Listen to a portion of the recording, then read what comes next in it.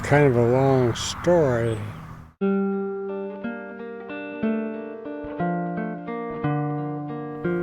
But both my parents died the year I graduated from high school. So that kind of threw everything into turmoil for sure. And I tried to keep things going myself. I guess I was about 18 then. And things kind of fell apart. We lost our cattle then because to settle debts when my dad died. About that time the war started in '41 and I was drafted. So the whole thing was such a complicated thing to look back at that I don't even see how we held it together. Mm-hmm. But then when I got back out of the Army, I borrowed some money and bought some cattle and got things going again, and seemed like it was okay then. Mm-hmm. Oh, I guess this is open. Well, I'm making a goat. Does that look like a goat to anybody? Well, I don't know much about them. I've seen a few. I've been up where they were sometimes. I've seen them. I wouldn't want to kill one just for the hide. I think that I'm satisfied to leave their hides on. They're beautiful little animals, really. They really are. It's just like an old car. You might develop almost a feeling that it's a live thing. Well, I don't think it's a foolish thing. I think that maybe we're supposed to think that about things. Mm-hmm. Especially, if you can feel that way about a car, you should feel that way certainly about your horse, dogs, mm-hmm. even wild animals, maybe even more so for them, because they have such a tough time.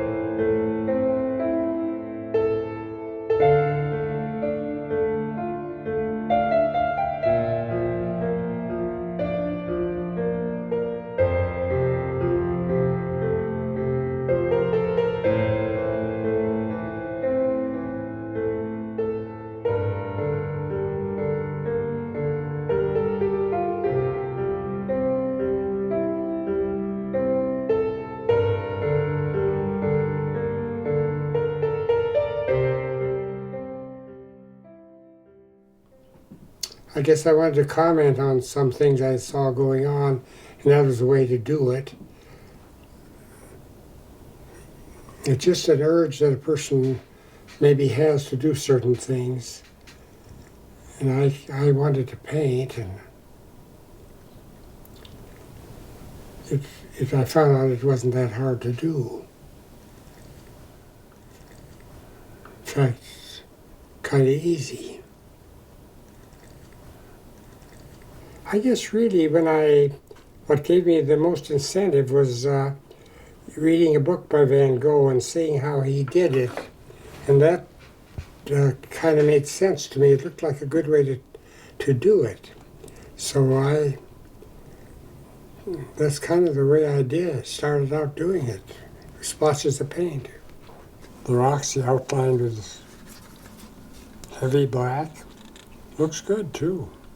And you started doing that, I outlining? have, yes, I do that in my paintings, on some of them. Yes, in one letter he did say how he likes to sometimes just squeeze the paint out of the tube and just squeeze it onto the canvas and leave it there, that heavy. That's quite a thing when you're short of money and can hardly buy food to use paint that lavishly. Yes, yeah.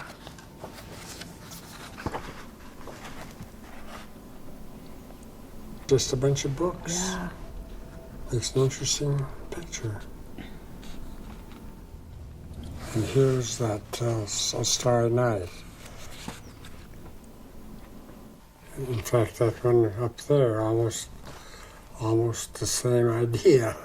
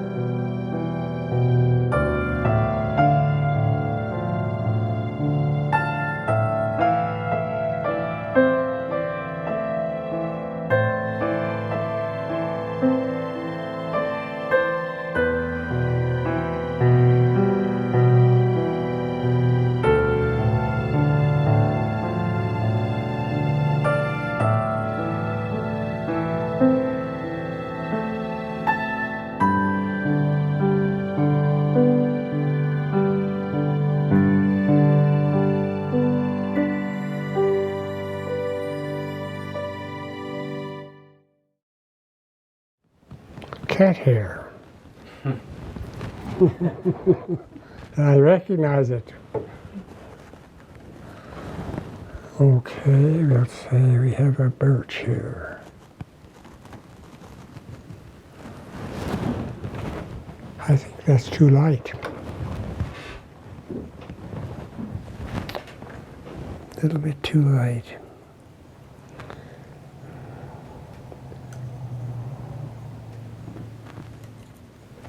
I'll put just a little green with it too. The ideas are the most important part of what I paint anyway. Those ideas are sometimes hard to come by, but they just appear, maybe from some place that I don't even expect them to appear from. Talking to you people, I probably get some ideas in the back of my mind, and I usually write them down when I get a chance and look at them and think about them, and yeah, the ideas, that's a pretty hard thing to figure out where they come from. Mark Twain said all ideas come from the Creator.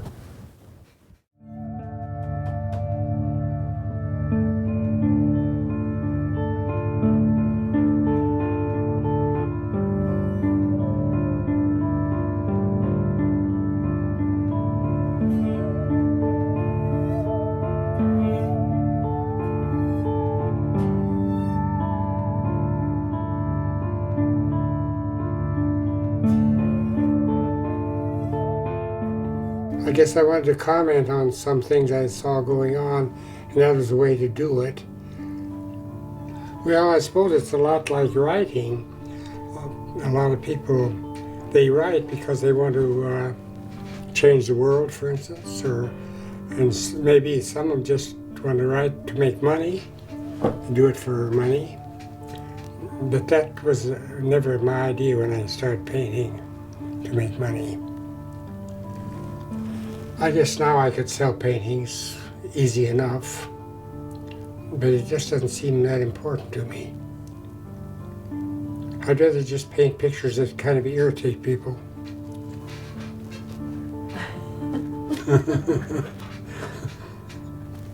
And I succeed in that too. Well, most of the reactions is really good, and then some people are too polite to criticize my paintings. But some don't like them at all. They just walk out and sit in the car while the rest of the family looks at the paintings. And I'd kind of like that too. It kind of makes me feel good. Like one guy, I could see he didn't like what he saw, and I said, well, there's something here to offend everybody. And he said, well, you're doing a good job of it.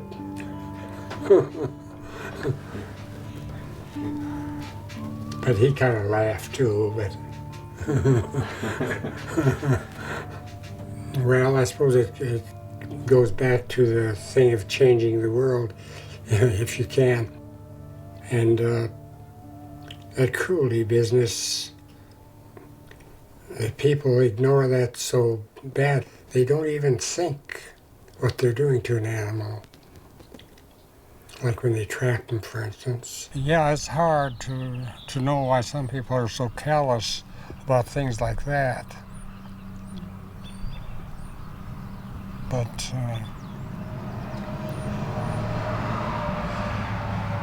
I don't know, it's just, you can't help but think about them suffering in a trap, and then it isn't all just the physical suffering. Think of the psychological, how worried they are. And that's almost as bad as the physical suffering, I think.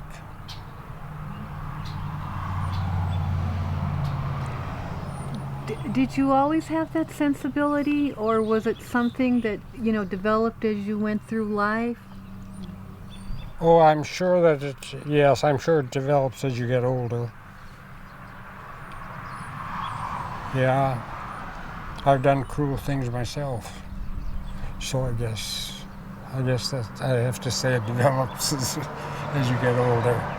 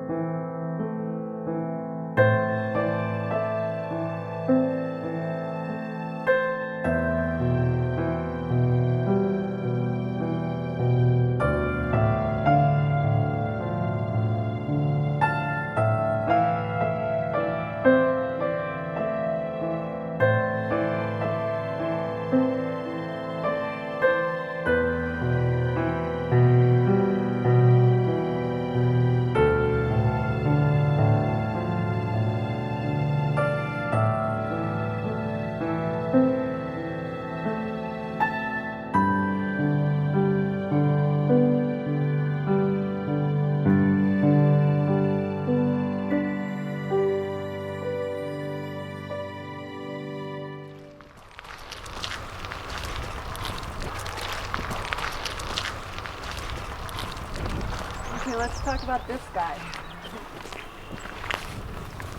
Well, he just seemed to evolve. I don't know what to say about him. It took us about 3.5 months to build that one summer. I don't know why I built it.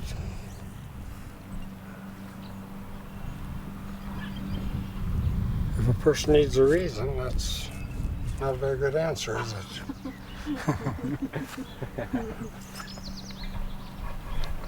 On this one, a person can see the heart. On this one, there's a little door on the side and a little light button you press. And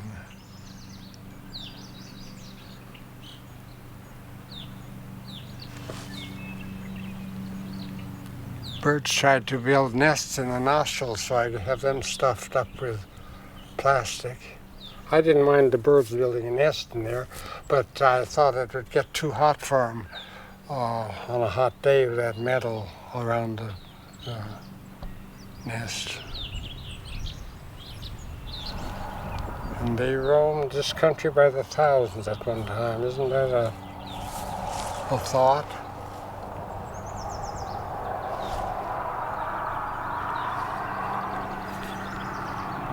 And what about the little mouse? Well, he just accidentally got under that foot.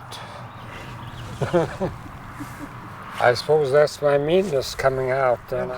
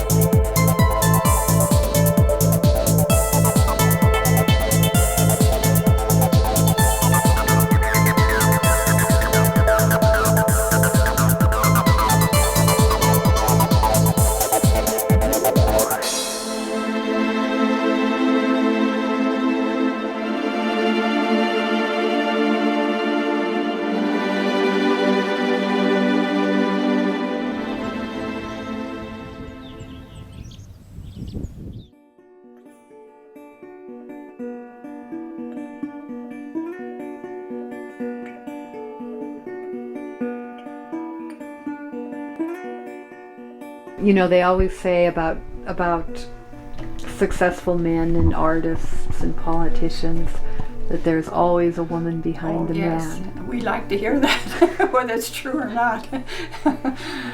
Yes, I think that's true. Someone, they need a partner. A lot of people think cooking is an art form. I've heard that. Mm-hmm. Do you ever feel like an artist in the kitchen? Oh, well, I'm pleased when something turns out well. Just like Bill is pleased with the picture, I guess. Mm-hmm. So, yeah. I guess I'm chicken because I do like his softer, pleasanter pictures a little better than I do some of the controversial ones. He's always concerned about so many different things, and I think he expresses his concern in his paintings. Mm-hmm. Yeah, I mean he doesn't just overlook a lot of the bad things that are done in the world. And some people don't even get what he's talking about in his pictures, but others. And it's surprising, youngsters. He had a show on Anaconda, and I don't remember which grade, about fourth grade. They all wrote him a letter, and children are so perceptive. I mean, you think, oh, they don't even, it's just a big bunch of color, or maybe there's an animal or something. But they get the message so often. It's interesting. I'm happy they saved the wolves. This must have been at about the start of the saving of the wolf thing. Picture of a wolf in the mountains. Happy wolves.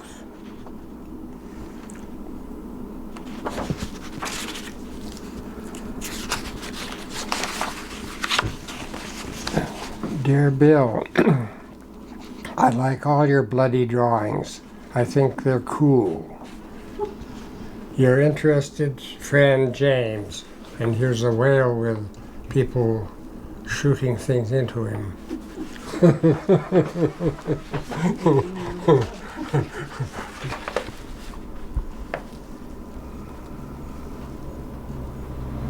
Pretty good drawing too of a whale.